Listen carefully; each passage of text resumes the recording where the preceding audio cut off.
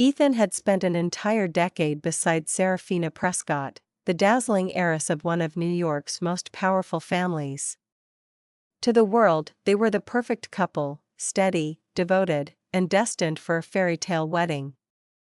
Ethan had believed in that illusion with every ounce of his heart. For 10 years, he had stood by her side, patient with her moods, gentle in his affection, never once doubting that their long journey together would end with a diamond ring and a lifelong promise. On the evening he planned to propose, Ethan was nervous but hopeful. He had chosen the most elegant rooftop restaurant in Manhattan, where golden chandeliers shimmered against the twilight sky. The reservation was for two, and the velvet box carrying a custom-made ring rested quietly in his pocket. He imagined Seraphina's eyes widening in surprise, her lips curving into the smile he had always adored. But as he approached the private dining suite, Ethan overheard a conversation that shattered a decade's worth of dreams. Seraphina's laughter floated from behind the half-closed door, light and careless, as she spoke to her best friend over the phone. "I'll go through with the wedding," she said, her tone calm, almost detached. "But only because I owe it to Grandpa. I don't love him, not like that." The words struck Ethan like a blade driven straight into his chest. For a long moment, he stood frozen, his hand still gripping the velvet box, his breath caught in his throat. The woman he had cherished, the woman he was ready to pledge his life to, had never loved him at all. When Seraphina finally noticed him standing there, she was startled by the icy calm in his eyes. Ethan didn't shout, didn't demand an explanation. He simply placed the ring box on the table between them. "There won't be a proposal tonight," he said quietly, yet with an unmistakable finality, and with that, Ethan walked away, leaving behind the glittering chandeliers, the unopened bottle of champagne, and a woman who hadn't realized until that very moment what she had just lost. That night, after walking away from Seraphina and the life he once believed in, Ethan stood alone on the terrace of his apartment, staring at the shimmering skyline of Manhattan. The cool wind brushed against his face, but it did nothing to numb the ache in his chest. Beneath the polished exterior of the successful businessman, he carried a truth no one else could ever imagine. He had lived this life before Ethan was a man reborn. The memories of his previous life haunted him like an unending nightmare. In that other timeline, he had married Saraphina Prescott despite knowing she still harbored feelings for her first love, Julian Vance. He had hoped, naively, that with enough time, patience, and devotion, he could warm her frozen heart. For years, he carried the weight of Prescott Industries on his shoulders, turning a struggling corporation into a thriving empire that multiplied its worth tenfold. Every success he earned, he dedicated to her, to the dream of a marriage that might one day be more than a contract of convenience. But Seraphina never changed. Her eyes followed Julian like a shadow, her heart was never truly Ethan's. She barely acknowledged his sacrifices. Even when he was diagnosed with late-stage cancer, she offered no comfort, no tenderness, only polite indifference, as though his suffering was an inconvenience she couldn't be bothered with. The deepest wound came when he learned she was pregnant with their first child. For a fleeting moment, Ethan believed their daughter, whom he later named Lily in his heart, might be the bridge that could mend their fractured bond. He had dreamed of holding that tiny life in his arms, of seeing Seraphina smile genuinely for the first time. That dream ended in tragedy. Julian's health had deteriorated, and doctors recommended a stem cell transplant. Seraphina, desperate to save the man she loved, made the unthinkable decision. She terminated her own pregnancy to harvest the fetal cells for Julian's treatment. She never asked Ethan's opinion, never considered his pain. The child they had both created was reduced to a medical procedure for another man. Ethan remembered the day he found out. He had arrived at the hospital with flowers in his hand, only to be met with a nurse's cold explanation of what Seraphina had done. He felt as if the ground had been ripped out from under him. His illness worsened not long after. Alone in a sterile hospital room, Ethan faced death with a hollow heart. No one from the Prescott family came to comfort him, not even Saraphina, until the very end. When she finally appeared at his bedside, her eyes were dry, her words mechanical. She hadn't come to say goodbye, she had come to demand the formula for the groundbreaking cancer medication he had developed during his final months. Ethan refused her. He donated the formula to a public research institute instead, ensuring it would save countless lives but never serve as a bargaining chip for the Prescott family. He died in silence that night, his last thoughts of the daughter he would never meet and the love he had wasted on the wrong woman. Now, standing beneath the city lights in his second chance at life, Ethan clenched his fists. This time, he vowed, things would be different.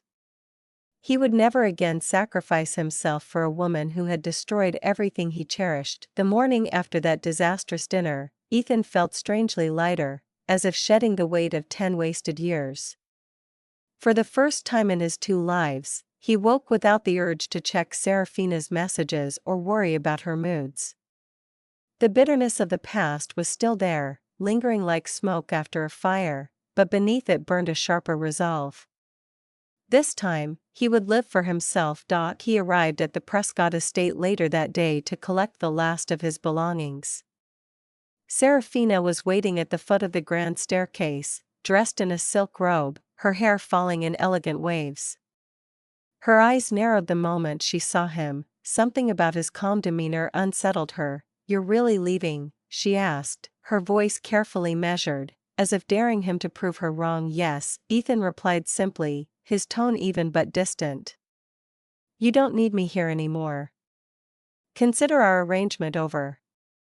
Seraphina's brows furrowed, but before she could retort, a pair of her friends entered the hall, exchanging mocking whispers loud enough for him to hear. "Look at him acting like the injured hero," one of them sneered. "He'll come crawling back by the end of the week." "He always does." Ethan didn't even glance at them. He picked up his suitcase and walked past as though they were invisible.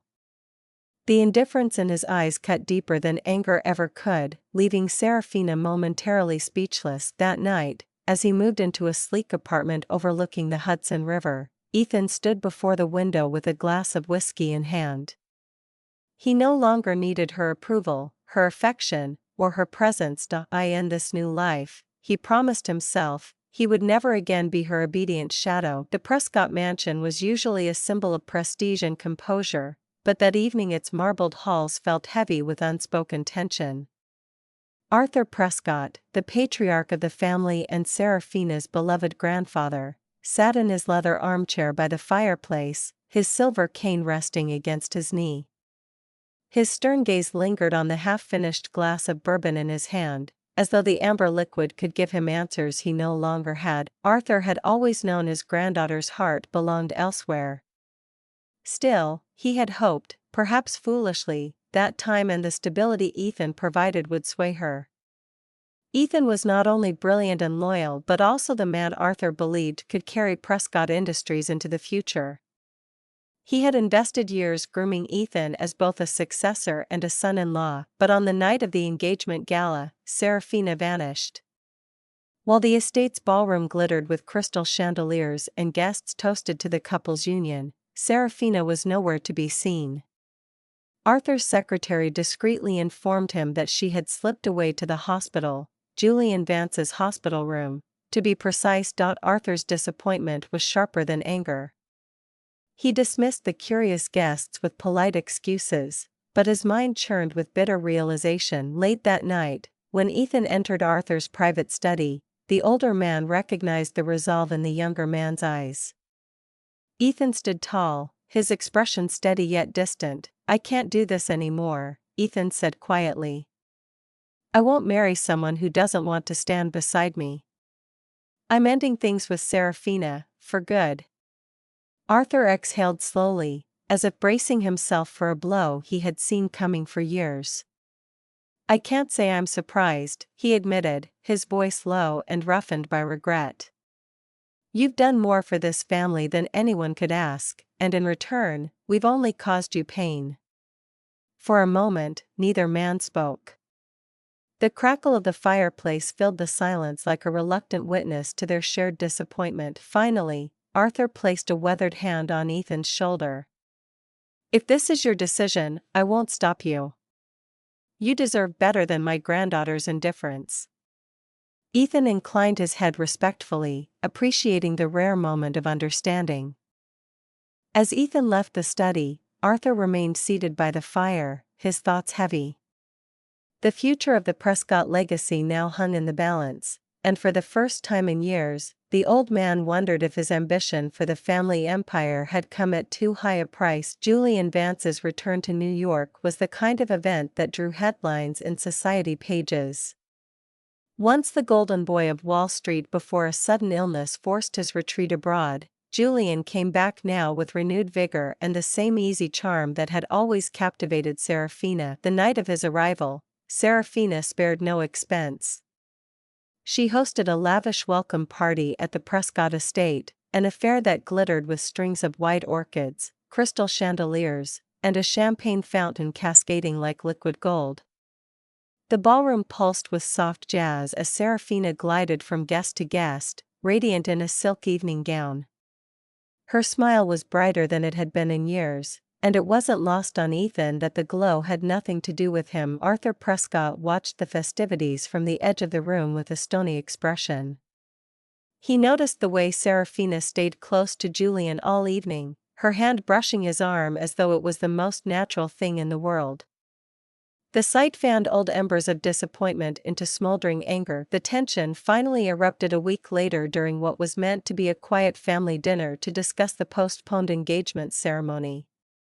Saraphina arrived late, laughing over a phone call, Julian's name flashing briefly on the screen as she set her phone on the table. Arthur's patience snapped. With a resounding crack, his palm met the table, and the entire room fell silent. His voice, cold and sharp, cut through the air like a blade. "Enough, Saraphina. Do you have any idea how disgraceful you've been? You humiliated Ethan in front of our family and the entire board. You're making a mockery of everything I've worked for." When Saraphina tried to defend herself, Arthur's anger boiled over. In a rare loss of control, he slapped her, a sharp, shocking sound that echoed across the dining hall. Ethan stepped in immediately, placing himself between them. "Stop," he said firmly, his voice calm but unyielding. "I'm done with this. Arthur, you don't need to defend me. Saraphina and we're over. From now on, I'll treat her only as family. Nothing more." The declaration hung in the air, final and irrevocable. Arthur lowered his gaze, disappointment etched deep into his features. Saraphina stared at Ethan, stunned into silence, but he did not look back. For him, the chapter of their tangled relationship had closed that night, leaving only the ashes of a love he no longer wished to salvage. The days that followed were a blur of tension and unspoken words. Ethan had moved his office from the Prescott main wing to a smaller private suite downtown, a symbolic shift that made it clear he was no longer at Saraphina's beck and call. Yet Saraphina refused to accept the distance he was trying to put between them. She began showing up unannounced at his meetings, often bringing coffee or making excuses to linger. Her eyes held an almost desperate softness, as if silently pleading for something she couldn't quite admit. But whenever Ethan met her gaze, there was only polite indifference, no spark, no lingering warmth that she might have once taken for granted. One rainy afternoon, while Ethan was reviewing contracts in his office, his phone buzzed with a message from Saraphina. "Julian deserves a real position at Prescott Industries. I'm appointing him as vice president. I trust you'll cooperate as his assistant during the transition." Ethan stared at the message for a long moment, a hollow sense of disbelief twisting in his chest. Even after everything, she still expected him to step aside, to serve the man who had been the wedge between them in both lifetimes. When he finally replied, his response was measured but distant: "Do whatever you believe is best for the company. I'll manage my own future." That night, Ethan returned to the Prescott estate one last time.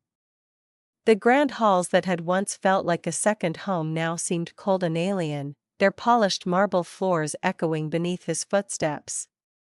Seraphina was waiting by the doorway, her expression wavering between hope and apprehension. "You're leaving again?" she asked, her voice softer than he had heard in years. "I should have left a long time ago," he said simply, picking up the suitcase he had packed earlier. She reached out as if to stop him, but her hand fell back to her side before it touched his arm.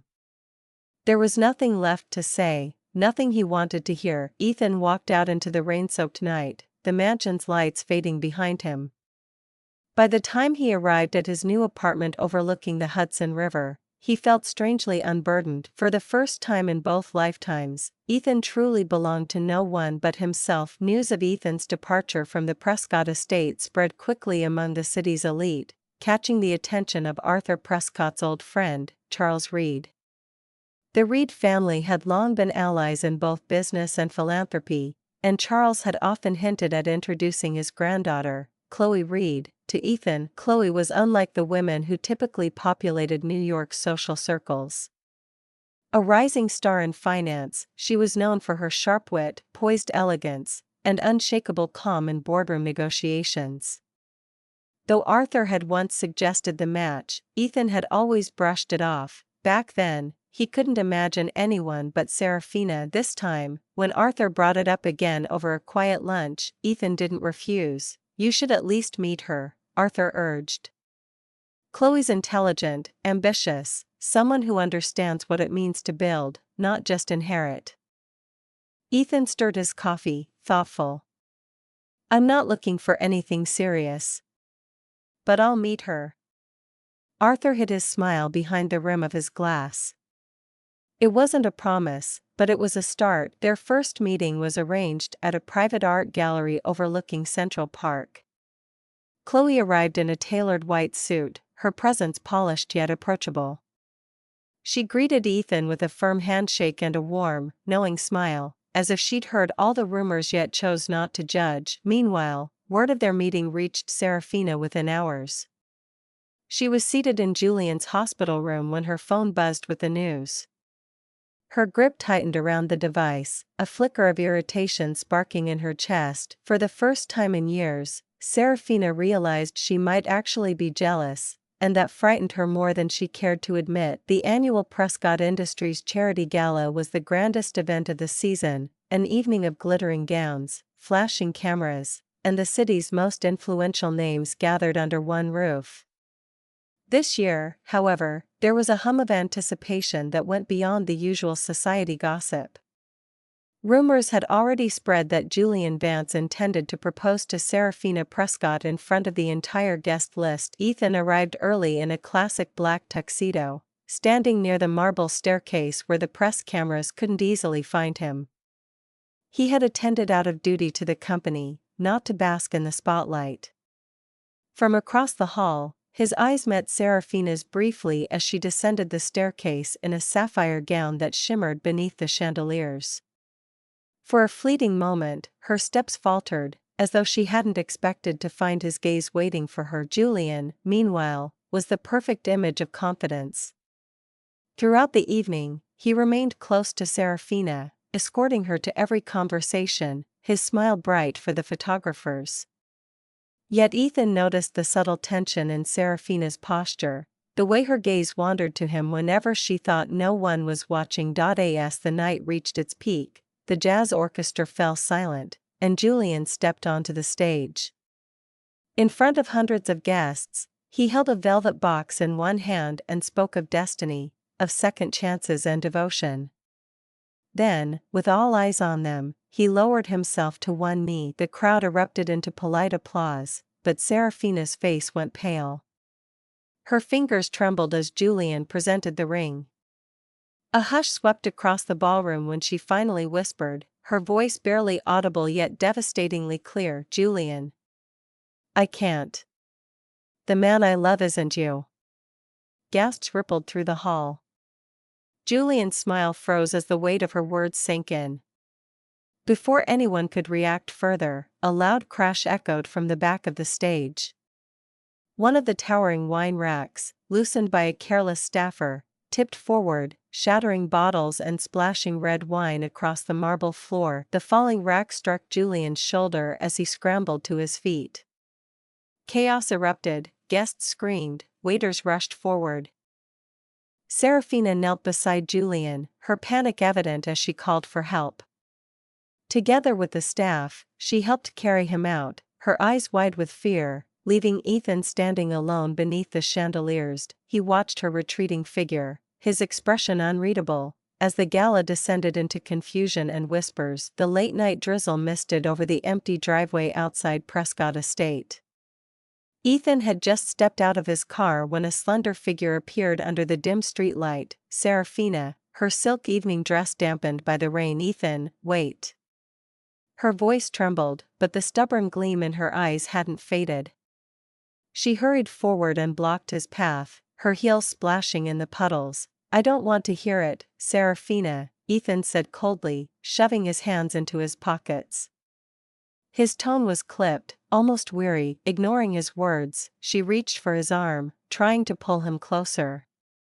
"You can't keep running from me. You still care, don't deny it." Her voice cracked as she wrapped her arms around him, her perfume mingling with the scent of rain. He stiffened, then peeled her arms away with measured restraint. "Stop it. Whatever we had is over. You chose Julian. Live with that choice." His words were low but sharp as a blade, leaving her stunned. "You're lying," she whispered, her chin lifting defiantly. "You wouldn't have looked at me the way you did tonight if you didn't still love me. You're just jealous." Ethan's jaw tightened, he almost laughed, bitter and humorless. "Jealous? No. I'm done with the games, Saraphina. I'm not coming back to you, ever." For a heartbeat, she said nothing.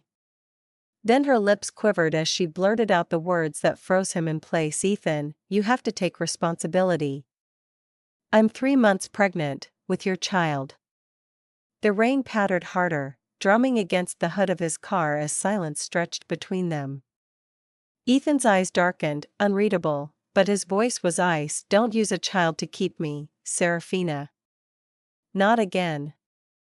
Her heart clenched at his coldness. For the first time, fear flickered in her gaze. The night swallowed her quiet sob as he turned away, leaving her alone beneath the streetlight, clutching her belly as if it were the only thing tethering her to hope. The storm outside had quieted, leaving the Prescott garden drenched in the silver glow of moonlight. Ethan stood by the tall window of his new apartment, the city skyline glittering in the distance. He heard the soft click of heels before Saraphina's reflection appeared behind him in the glass. "Ethan, we need to talk," she said gently, her voice stripped of the usual arrogance. He turned slightly, his expression unreadable. "What could you possibly say that I haven't heard before?" Taking a deep breath, Saraphina clasped her hands together, her knuckles pale. "You've always wondered how I changed so quickly after my accident a year ago. The truth is, I'm like you. I woke up one day, remembering everything from another life, our life before." Ethan froze, his eyes narrowing. "You're saying you were reborn too?" She nodded, a faint tremor in her voice. "I know the mistakes I made, the way I hurt you, the child we lost. I hated myself for it. I thought if I could go back, I'd fix everything, and now I have a second chance. I just want us to protect this baby and start over. I'll remove Julian from our lives for good." The name made Ethan's jaw tighten as memories of their shattered past resurfaced. His voice was low, edged with anger. "You dare talk about protecting this child when you were the one who destroyed the last one we had? Do you think rebirth erases what you did?" Tears pooled in Saraphina's eyes as she stepped closer. "I can't change the past, but I can make amends. Please, Ethan. I'm begging you, not for me, but for this child. I want to do it right this time." For a long moment, Ethan's face remained impassive. He looked at her as if searching for the girl he had once loved, but all he saw was the shadow of his pain. Finally, he turned his gaze to the moonlit skyline, his voice quiet but firm. "I'll protect the baby.